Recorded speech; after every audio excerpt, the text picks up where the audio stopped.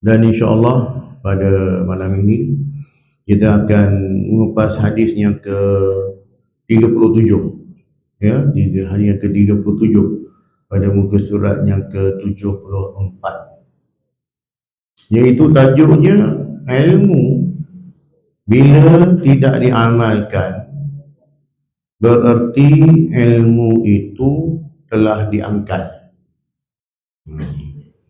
Ya, ilmu itu bila tidak diamalkan berartinya ilmu itu telah diangkat.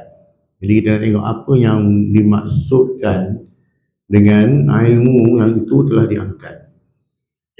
Jadi kita lihat pada matan hadis ini, An Abi Darda'i radhiyallahu anhu qala, kunna ma'a Rasulillah sallallahu alaihi wasallam fashakhasa bi basarihi ila as-sama'i thumma qala hadza awanu yuhtalasul ilmu minan nasi hatta la yaqdiru minhu ala syai'in. Faqala Ziyad bin Labid al-Ansari, kaifa yuhtalasul ilmu minna wa qad qara'na al-Qur'an. Wallahi lanaqra'annahu wa lanuqri'annahu awladana wa nisa'ana. Faqala sakilatka ummuka ya Ziyad, in kuntu la a'udduka min fuqaha'il Madinah. Hadhihi at-Taurat wal Injil 'inda al-Yahud wan Nasara. Famadha tughni 'anhum? Faqala Jubair, falaqitu Ubadah bin Samit radhiyallahu anhu faqultu ala tasma'u ma yaqulu akhuka Abu Darda radhiyallahu anhu, faakhbartuhu alladhi qala, faqala sadaqa, fa in syi'ta akhbartuka ma awwalu ilmin yurfa'u minan nasi al-khushu'. Yushiku an tadkhulal masjidal jami' fala tara fihi rajulan khashi'an. Akhrajahu At-Tirmizi. Artinya daripada Abu Darda radhiyallahu anhu berkata, pada satu masa kami bersama Rasulullah sallallahu alaihi wasallam, lalu baginda mengangkatkan pandangan ke arah langit.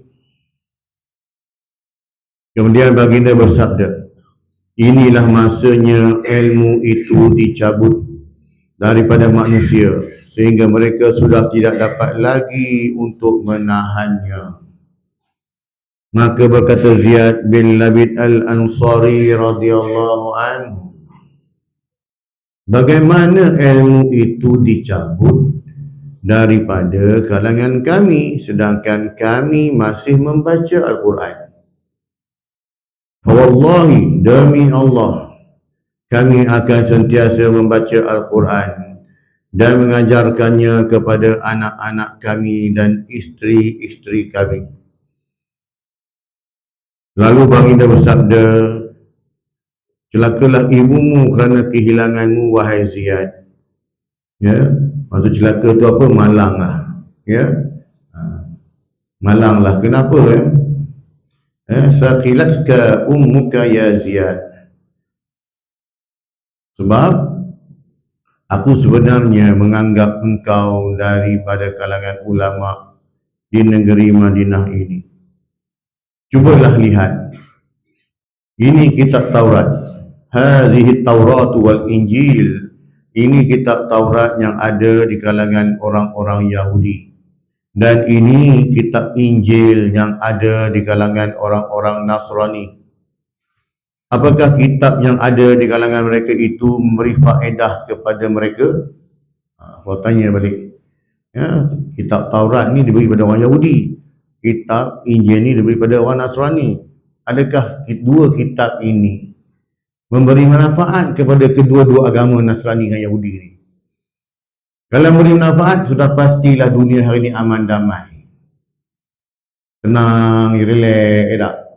Kalau diikut pada kitab tu lah, kalau diikut panduan kitab tu, hari ni kita aman damai lah, ya, tak ada masalah apa-apa pun, bahagia, hidup harmoni je lah.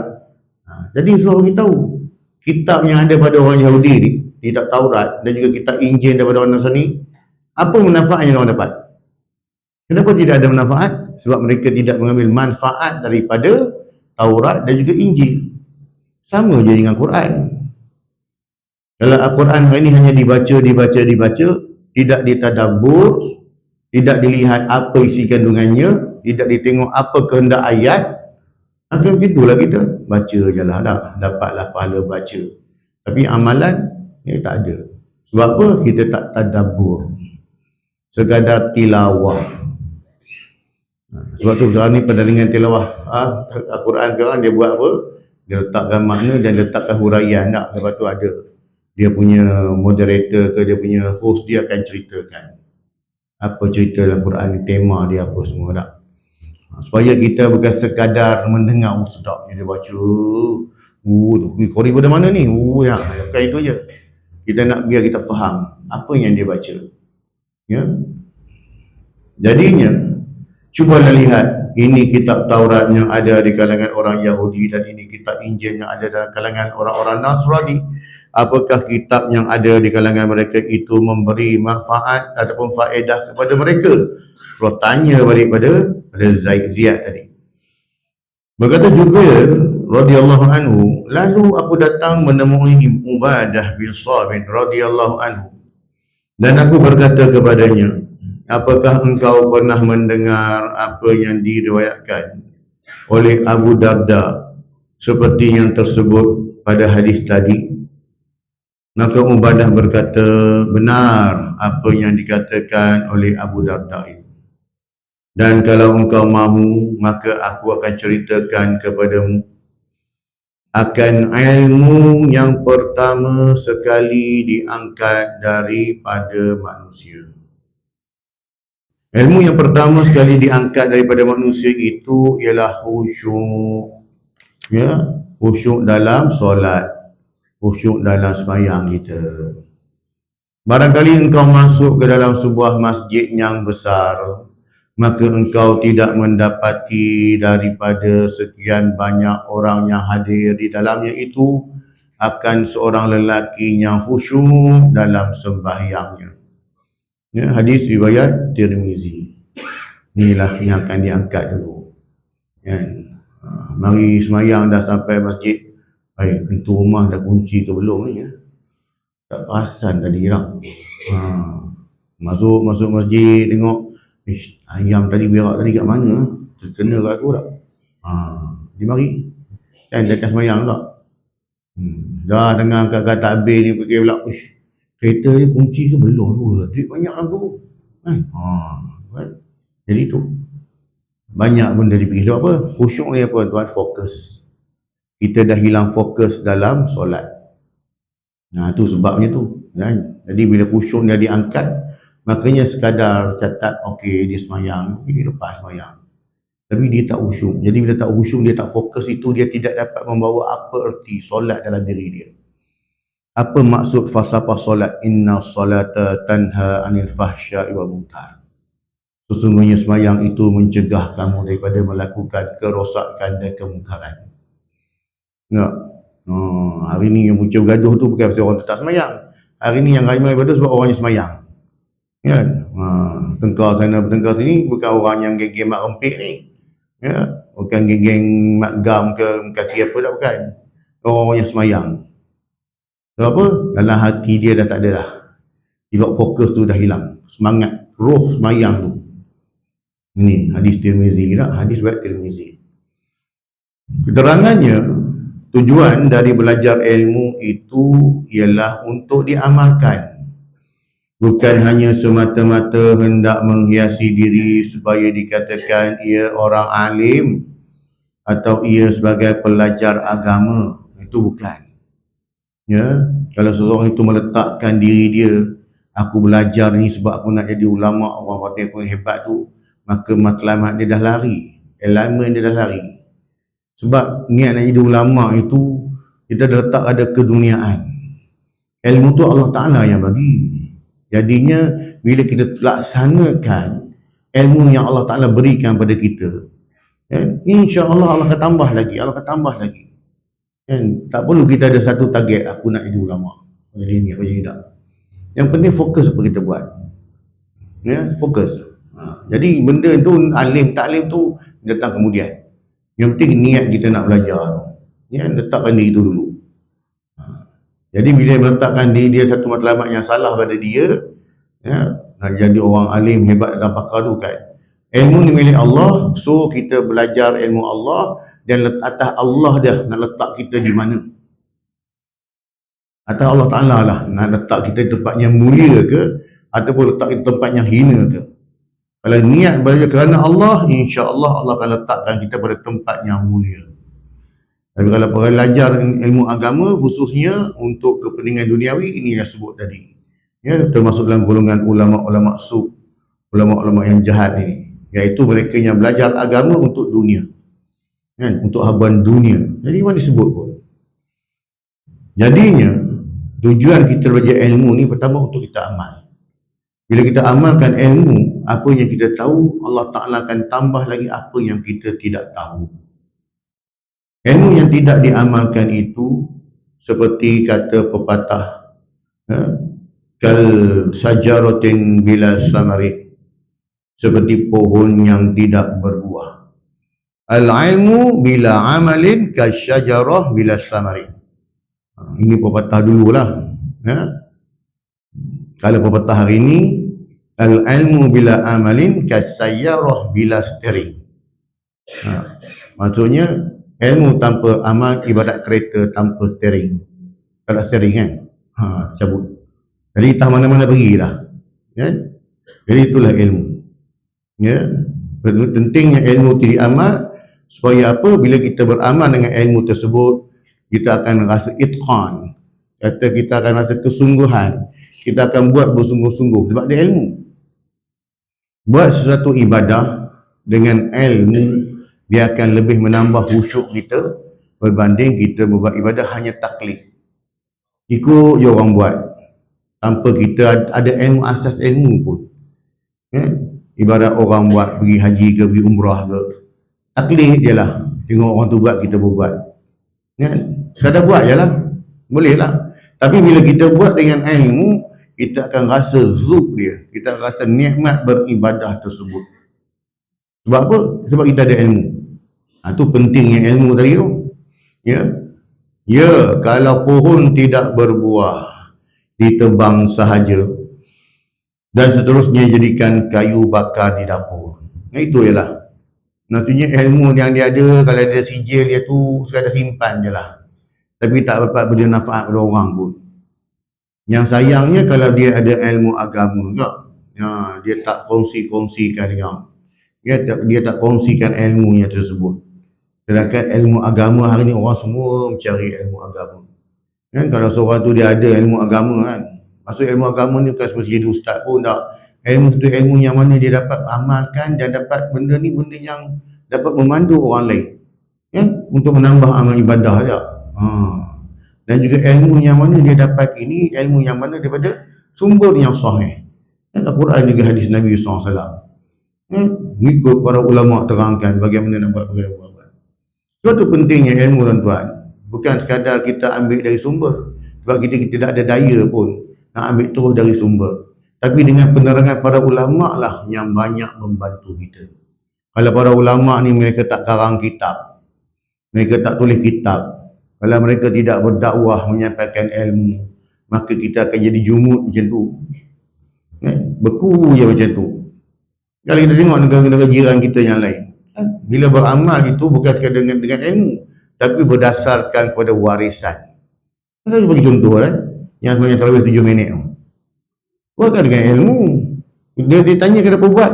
Oh, ini telah diamalkan sejak datuk nenek moyang kami lagi. Amalan tarawih 7 minit ni telah kami buat lebih kurang 100 tahun yang lalu tuan. 100 tahun yang lalu. Buat tanpa ilmu sebab warisan.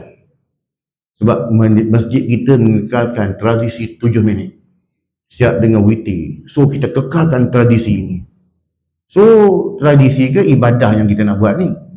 Yang nak sampai kepada Allah ini tradisi ke ataupun nilai ibadah tu sendiri? Dan kan ibadah tu suruh buat dengan penuh khusyuk, kan? Membaca Quran dengan penuh tartil.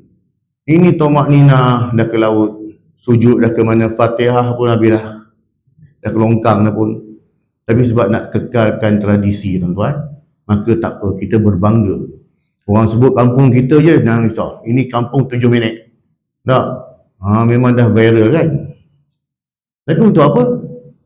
Adakah kita dapat nikmat ibadah tersebut? Tak dapat lah. Sekadar dapat dunia je lah. Penat. Kan? Penat. Kan sebut, tarawih itu, solat tarawih itu, nama solat tarawih itu sendiri ialah rehat-rehatan. Semayang relax-relax. Tenang semayang. Kan? Macam kita buat kalau kita di Malaysia, siap dengan kita dah selawat lagi lepas tu lah. Relax lah. Bukan tu kejar-kejar. Nak laju kan? Kita bukan lagi zaman tu, tuan-tuan. Dulu betul lah kita kejar masjid mana paling cepat, surau mana paling cepat. Kau surau kau habis berapa? Oh, surau aku siap dengan witir sekali 8.30 dah habis. Oh, okey, boleh pergi surau kau. Kan? Berarti pernah ikut dulu tak? Masa baru balik dulu kita pergi mayang tarawih kat masjid-masjid ni. Pergi tu masjid tu, mak ai tak boleh ikut langsung. Baik aku jogging je lah. Kan? Bagi peluk. Kan? Sebab Fatihah mana baca. Kan? Maksudnya dia dulu tarawih adalah set minda orang, kita kena habis cepat, kena baca laju. Kan? Tapi alhamdulillah, bila mana ulama-ulama orang alim ni, dia terang lagi, oh kita faham. Konsep semayang ini bukannya kejar-kejaran, tetapi rehat-rehatan. Nah, alhamdulillah. Pelan-pelan lah. Ini ambil masa. Tapi kadang haji di masjid tadi punya kekal tradisi tu, ya Allah, kesian tuan. Kesian lah, kan? Sebab ibadah tu bukan ikut nafsu. Ibadah itu ikut perintah Allah SWT. Kalau ikut nafsu kita, memang seronok kita buat ibadah, ikut dan kita je lah, atas kita je lah. Ini kata tadi. Ya, kalau pokok tidak berbuah, ditebang saja. Dan seterusnya dijadikan kayu bakar di dapur. Artinya orang yang alim dan orang yang belajar ilmu agama yang tidak mengamalkan ilmunya akan diseksa di dalam api neraka. Ini bahana dia. Ya, dengan ilmu yang dia ada, pertamanya dia tak sampaikan, dia tak amalkan. Lala kau tak amalkan dengan ilmu yang kau ada, kemudiannya pula tak sampaikan pula. Ya. Jadi ini berbagai-bagai jenis golongan agamawan lah. Ya. Ada orang yang mana dia berilmu, dia sekadar menyampaikan ilmu, maka dia kata apa, tuan-tuan, hadis yang saya sampai ni tuan-tuan boleh ikut lah. Tapi saya yang perangai tuan-tuan jangan ikut lah. Kan? Dia nak pakai seluar pendek kat luar ke, nak isap vape ke, dia punya hal lah. Itu peribadi dia. Tapi dalam agama dia sampaikan. Jadi macam ni pun tak ikut lah. Sebab apa? Sebab al-ilmun nur la yanzilul alal asi. Ilmu itu adalah cahaya. Bila kita sebut cahaya, dalam cahaya tu dia ada penuh keberkatan. Sebab tu beza hari ni, ilmu yang berkat dengan ilmu yang sekadar dipelajari untuk sijil.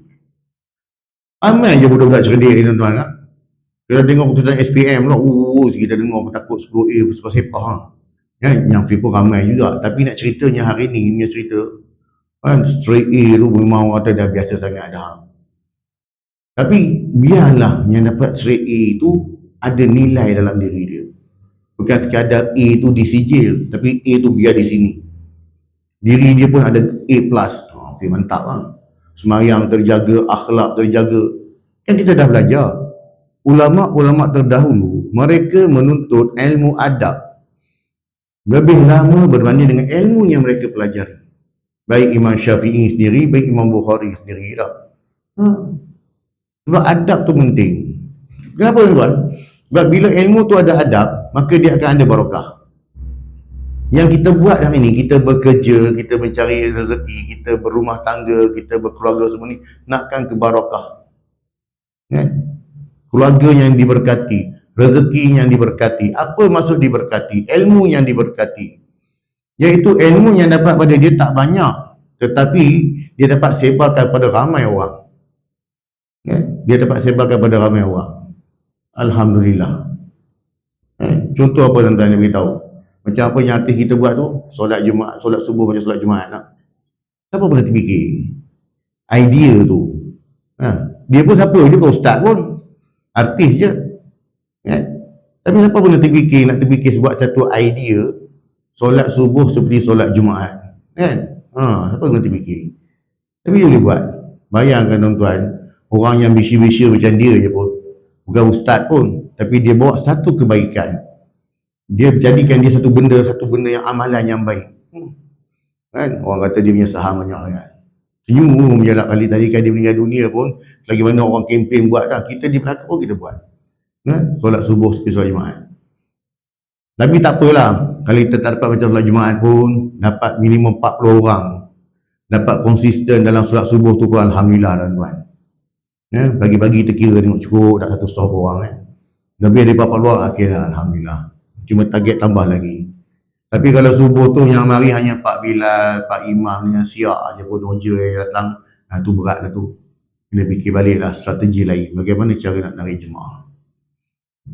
Jadinya, artinya orang yang alim dan orang yang belajar ilmu agama yang tidak mengamalkan ilmunya akan diseksa di dalam api neraka. Na'udzubillah min zalik. Apa gunanya kitab yang bersusun di dalam almari kalau isi dan kandungannya tidak ada dalam amalan harian? Satu kitab ni dia ada dua tuan-tuan. Satu kitab-kitab masadir. Maksudnya kitab-kitab masadir ni kita rujukan. Kita bukan telaah dia selai. Ada orang yang telaah selai. Tapi ada kitabnya dirujukan. Contoh kalau macam Sahih Bukhari tu dia ada berapa jilid tu. Jadi dia jadi rujukan kita. Bila kita nak pakai kita akan ambil, kita akan rujuk. Dan ada kitab-kitab yang mana kita jadikan dia sebagai bahan bacaan. Macam kitab-kitab macam ni lah. Baik kalau kitab risalah tauhid ke kita belajar, ataupun kita belajar penawar bagi hati, kitab penawar bagi hati. Apa-apa kitab yang kita nipis-nipis tu kita boleh baca dengan cara kita guru macam ni. Ada kitab yang mana kita jadikan dia sumber rujukan, masadir. Sebab tu kalau dalam ilmu akademik, yang lebih diutamakan ialah ilmu sumber yang diambil daripada sumber masadir, bukan marajih. Marajih tu yang kita baca lah, yang kita buat tu. Kenapa? Sebab kitab-kitab marajih ini dia akan ambil pada kitab-kitab masadir. Contoh apa tuan-tuan? Kitab Ihya Ulumuddin. Pecahan daripada kitab Ihya Ulumuddin berapa banyak tu? 200 nasihin mungkin ada. Apa lagi? Kitab-kitab lain yang dijadikan pengajian. Semuanya ambil daripada kitab Ihya Ulumuddin. Jadi Ihya Ulumuddin tu jadi dia punya masadir dia lah. Kitab-kitab yang dia ambil daripada Ihya Ulumuddin tu jadi marajih dia. Jadi pentingnya ilmu tu. Ambil pada sumber. Sumbernya tu pula bukan kita ambil direct tak, daripada para ulama lah. Imam Ghazali sendiri pun dia bukan suka-suka karang kitab tu macam tu tak. Dia juga merujuk. Dia juga rujuk pada ulama-ulama terdahulu juga. Itu. Jadinya apa gunanya kitab yang bersusun dalam almari kalau isi kandungannya tidak ada dalam amalan harian? Apa gunanya kita bersusah payah mengajar dan belajar ilmu kalau tidak diamalkan? Sebab tu pentingnya kita amalkan ilmu walaupun sedikit. Ini para sahabat. Sebab tu para sahabat bila mereka menunggu wahyu yang turun, mereka tertunggu-tunggu bila datang je wahyu, mereka akan terus jumpa Rasulullah, mereka cuba menghafal ayat. Sebab tu bagaimana sahabat mereka menghafal ayat Al-Quran dengan cara demikian. Turun je ayat Quran, Rasulullah sampaikan kepada mereka, mereka hafal ayat Quran tersebut dan diterangkan apa yang dimaksudkan dengan ayat Quran ini. Sebab tu dalam Quran dia ada asbabun nuzul, sebab-sebab turunnya ayat. Bila ayat ini turun? Al-yawma akmaltu lakum dinakum. Bila ayat itu turun? Ayat ini turun di tahun-tahun akhir Rasulullah, hidup Rasulullah. Dia tak turun di awal hijrah. Surah apa lagi tuan-tuan? Surah Al-Lahab. Tabbat yada abi lahabin wa tab. Surah yang memaki Abu Lahab. Memang pergi hari tu kubur Abu Lahab kan. Kubur Abu Lahab tu kan. Sampai terpaksa busuk memang. Tak ada bau je tak? kan? Dia gua Abu Lahab, Abu Jahal, ya, Abu Lahab, Abu Jahal ni tak. Allah Ta'ala dah turunkan surah Al-Lahab ini ketika Abu Lahab masih hidup. Kan ketika dia cerca Nabi tu, celaka kau Muhammad, ingatkan kau panggil kami duduk kumpul dekat bukit, bukit Safa ni nak buat apa? Rupanya kau nak bagi tahu tentang ini je.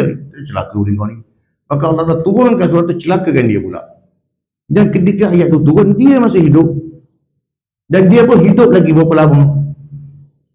Kalau betul dia nak beriman, surah ni turun khas untuk aku, sudah pasti dia akan bertobat. Ya Allah, betul lah, ayun turun nak tak? Kan? Dia kekal begitu. Sebab apa? Allah Ta'ala biarkan dia macam tu. Kan? Abu Lahab. Maksudnya, ayat-ayat Quran yang turun ini, ya, dia turun ketika mana berlaku peristiwa-peristiwa tu. Kan?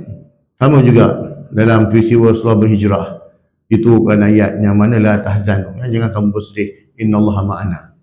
Sesungguhnya Allah bersama-sama dengan kita, kan? Turun ayat, kan? Jadi Al-Quran ini dengan cara dia menurun, cara turunnya itu secara beransur-ansur akan memudahkan para sahabat untuk mereka lebih menghafal sampailah ke 30 juzuk tersebut. Turun ayat, turun ayat, turun ayat. Ya. Cumanya pada tempoh Rasulullah berdakwah kali pertama tu, selepas turunnya surah Iqra, ya, kemudian lama tak turun ayat, sebab surah Mudassir. Lepas turunnya surah Mudassir, betul lama tak turun wahyu.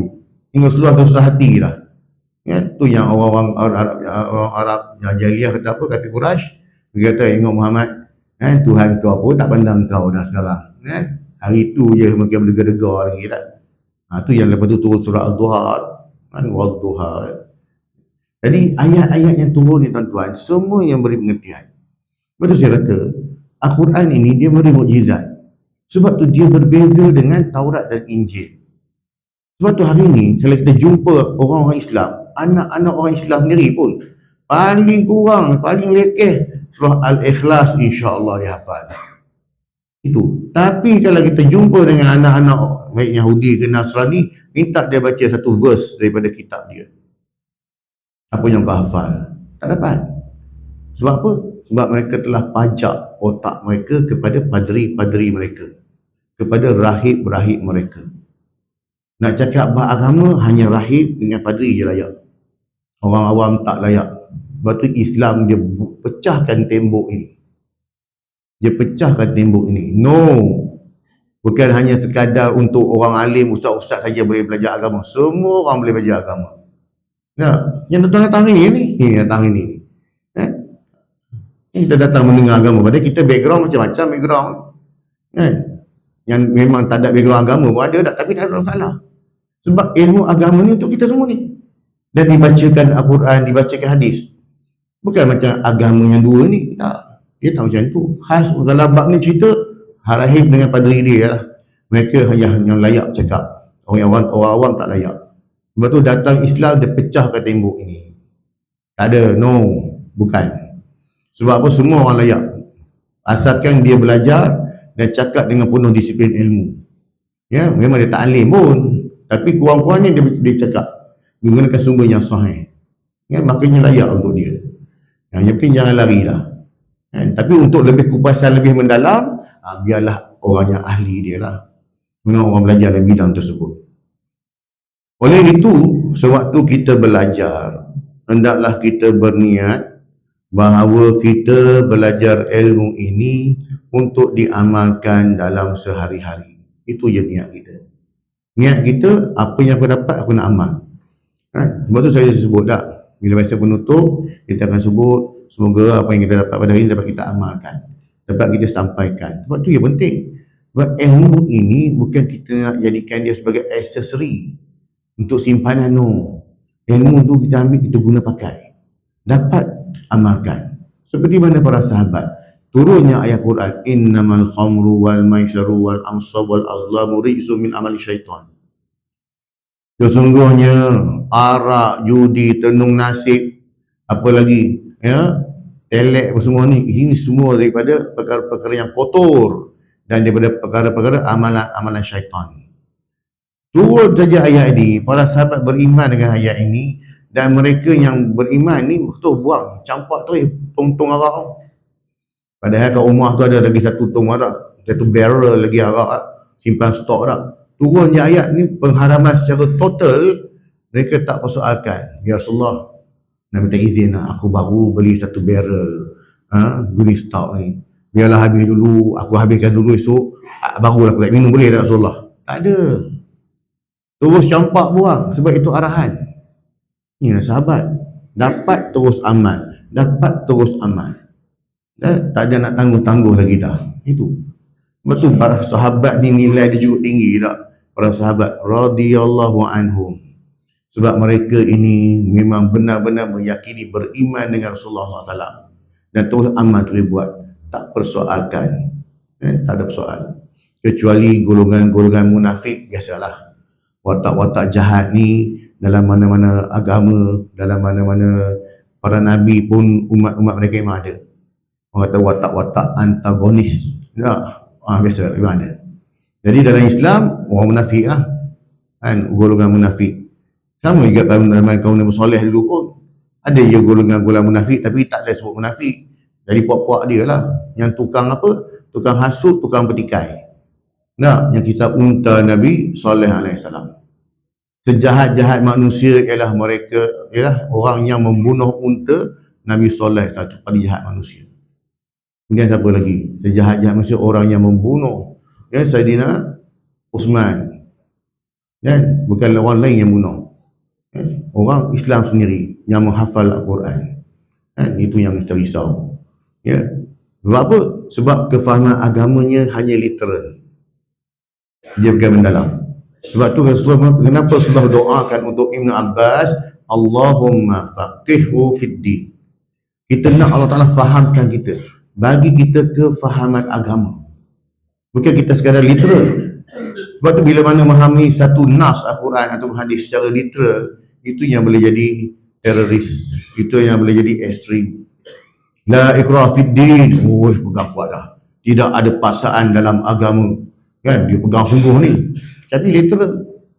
Awak tak boleh paksa saya semayang, awak tak boleh paksa saya tutup aurat, awak tak boleh paksa saya puasa, sebab Quran dah sebut dah ni. Suratul Baqarah ayat 251 dah sebut. 256 dah sebut. Faham isi Quran secara literal bahaya. Sebab tu kenapa? Boleh baca, tak ada masalah. Tapi tengok huraian. Ibn Katsir kata apa? Imam Qurtubi kata apa tentang ayat ini, baru dapat kefahaman. Tapi kalau kita habis direct dengan Al-Quran, la ikrah fid din tadi, itu yang boleh melahirkan teroris. Sebut tentang jihad, jihad tak ada benda lain, semua angkat pedang. Sebab itulah hadis yang ke-8 dalam kitab hadis 45 Nawawi, kita pasal jihad. Jadi isu hari itu. Kerana jihad itu makna dia luas. Bukan sekadar angkat pedang sahaja. Memerangi kejahilan. Memerangi kejahilan, membantu mengajak orang Islam ini bersatu padu, mengajak orang Islam ini dekat dengan masjid. Jihad kita tak? Jihad melawan hawa nafsu, itu jihad yang besar tak? Jadi kewajipan mengamalkan ilmu ini merupakan tuntutan yang paling wajib ke atas semua orang alim yang bertugas sebagai guru dan ke atas sekalian orang yang belajar ilmu. Sama je lah maksudnya. Orang alim pun kena amal, orang yang mendengar pun kena amal juga. Itu sebab tanggungjawab kita. Bila dengan cara beramal, baru dia akan buahkan hasil, iaitu kemanisan dalam beribadah, nikmat dalam kita beribadah. Wallahu a'lam tuan-tuan. Jadi alhamdulillah kita selesai mengupas hadis ataupun hadis yang ke-37, dan insya-Allah pada kuliah akan datang kita akan mengupas daripada hadis yang ke-38, iaitu mencari ilmu hendaklah ikhlas kerana Allah Ta'ala.